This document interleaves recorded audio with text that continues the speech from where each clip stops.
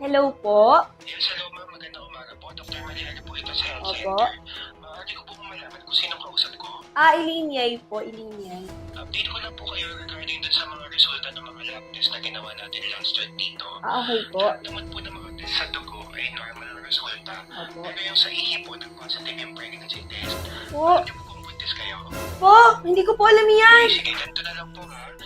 I-text niyo po sa amin kung kailan po kayo available next week para ma-schedule po namin kayo ng prenatal check-up at saka ultrasound.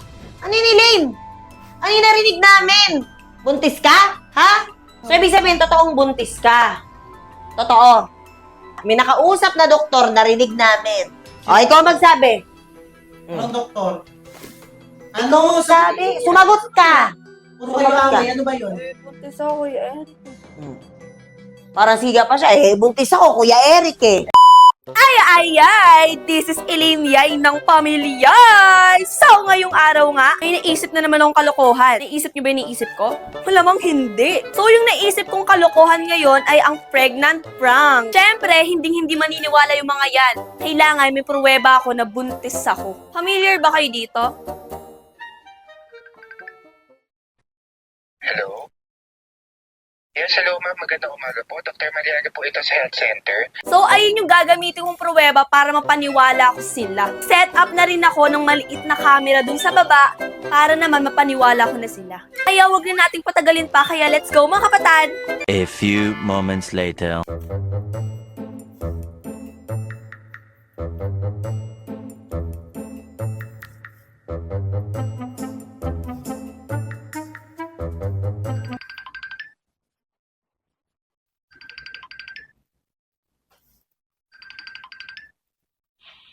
Hello? Hello po. Yes, hello ma'am. Magandang umaga po. Dr. Mariana po ito sa health Opo. center. Maaari ko po malaman kung sino kausap ko. Ilinyay po, Ilinyay. Okay ma'am.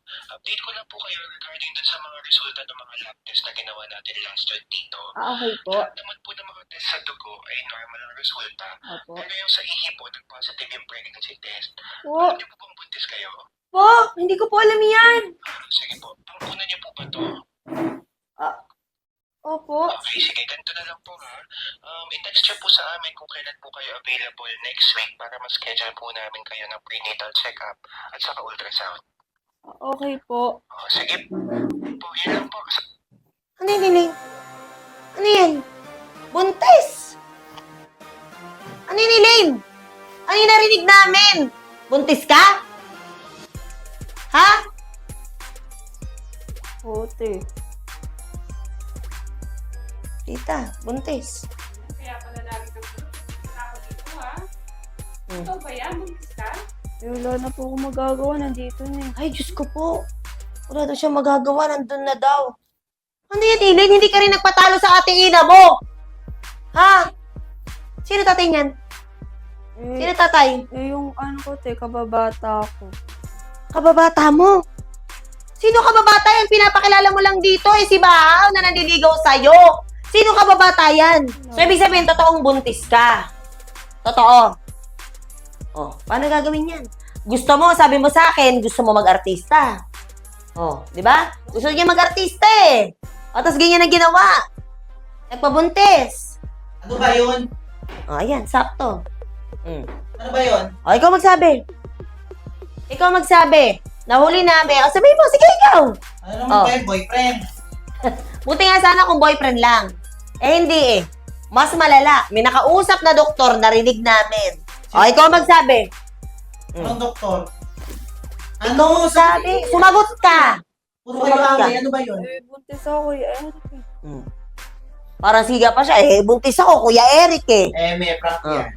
Ah, Prank yan. sinasabi ko nga, baka prank, nasa ng camera. Sabi ko, ilabas niya. At ako, hindi ako natutuwa. Kanina pa ako bad trip. Lagi palang lumalabas. Ha? Labas na labas, tapos pag uwi, tulog na tulog. Oh. Hindi na may double celebration. Ano ba dapat maging reaction ko? Ano ba dapat? Unahan na naman ako. Gusto mong artista, di ba? Gusto mong mag-artista. Paano ka mag-artista kung buntis ka na after na lang mga anak? Ay, hindi na ano yan. Sino ba ng tatay? Sino daw tatay? Sumagot ka. Kababata ko, Eric. Sino ka ba bata? Sino ba kababata mo? Kababata mo lang naman si Bahaw. Si Shalame. Si sino pa ba Puro babae kababata mo ah! Kung sabihin babae na kabuntis sa'yo. Sabihin mo na kasi pangalan. Hindi ko bang kababata?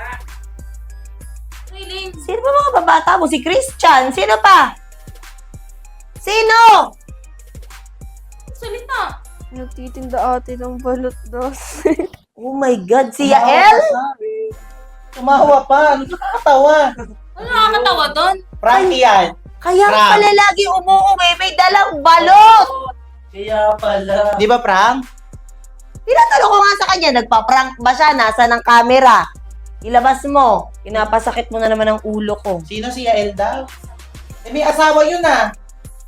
Alam ko nga, may asawa na si Yael. May asawa si Yael ah. Bakit? Yun yung tatay ng anak mo? Ba't matawa ka? Ano nakakatawa? Kasi ate may asawa na yun. O kaya nga, may asawa na nga. Tatawa pa sa may asawa. Paano ka naman? Eh, kitas kilala ko pa ate. Sino nga ba yung Mababat. asawa? Kaibigan ko rin. Si, si Oh my Aiza. God. Ay, sa sino ba yun? Si Aiza Prank! Ay, sa prank. Ay, sa Kuya, prank. si Kuya Ay, sa prank. Ano, ay, sa prank. Ano, sabi ko? Ay, sa prank. Halika mo na. Ay, sa prank. Ano, ay, sa prank. Ano, ay, sa prank. Ano, sino ay sa prank? Eileen, alam mo ba yung ibig sabihin ng LGBT? Yes. Ay, tar. Anong ibig sabihin ng L? L for love. G. G for gorgeous. B. B for beautiful. O. T. T for television. Television. Yung television. LGBT yung television. Yung Q. Ano yung Q? Ano ibig sabihin ng Q? for quiet. Huwag na maingay. So, pag tahimik ka, part ka ng LGBT. Tama? Yes. Eh, yung letter I. I for intelligence. Intelligence. So, kailangan matalino ka. Yes. Eh, yung A. Dalawang A yun eh. AA. Ano yung letter A? A for Aquarius. Aquarius. Aquarius, sayang. Zodiac sign. Ano pa? Yung isa pang A. And A stands for Oh. antibiotic. Kailangan mag-antibiotic ka para maging LGBT ka. Eh, yung plus. Kasi LGBTQIAAA. AA plus. Oh. Plus for mathematics. O sa mga sensitive po dyan, ha, LGBT din po ako, pati yung partner ko. Hindi talaga alam ng kapatid ko ano talaga yung meaning ng LGBT. Hindi ko alam kung saan niya nakuha yun. Nanguhula lang talaga siya. Pero mamaya ituturo ko sa kanya kung ano talaga yun, ha. Love you, Mark. Since nawawala po yung iPhone 16 Pro Max ng kapatid ko, mga kapatid, pag po naibalik yan, magbibigay po kami agad ng pabuya. Ang itsura po ng cellphone is ganito, iPhone 16 Pro Max. Mga kapatid, kawawala lang po nito ngayong araw. 6:50 PM po mga kapatid. So nagpa-blatter na rin po kami. Nagpunta na kami ng barangay. Nagpa-review kami ng CCTV. Pero isang CCTV na lang po hinahanap namin para matukoy namin kung sino yung taong nakakuha nito. So bukas pupunta kami ng munisipyo na may kasama pong pulis para po makita kung sino po yung kumuha ng phone na yon. Mga kapatid, naiwan po siya doon sa tricycle po namin. Nailapag po siya doon. Then pagbalik lang mga 10 to 20 minutes, wala na po agad yung phone doon. Sa totoo lang mga kapatid, kapabayaan din naman po ng kapatid ko. Pero syempre hindi niya naman din in-expect na mawawala din talaga yung phone niya. Pero dahil nga importante yung mga nakalagay sa phone na to, mga kapatid, kailangan po ng kapatid ko ng cellphone niya. Kaya yung nakakuha po ng phone ng kapatid ko, malalaman po namin kung sino ka at kung nasan po yung phone nito. Then tinatry na rin po namin i-access to, tinatry na rin po namin. Kung hindi man maibabalik to mga kapatid, malalaman po namin yan. Makikipag-communicate po kami sa Apple para po ma-find yung phone namin kung nasaan. Kaya po, sa nakapulot po ng cellphone na to mga kapatid, ako, i-message nyo na po ako agad. Please, kailangan lang po talaga namin ng cellphone. Pasensya na po talaga kung naging burara po yung kapatid ko, pero doon po kasi naiwan yan sa may kolong-kolong po namin or sa tricycle po namin. Magbibigay po kami ng pabuya mga kapatid. Please, sana maibalik po yung phone ng kapatid ko. Dito lang po yan sa City of Urdaneta, Pangasinan, na wala po siya sa tapat po ng City Hall mga kapatid ha. So sana maibalik po siya sa amin. So i-message po ako kung may alam na po kayo dito. Thank you po.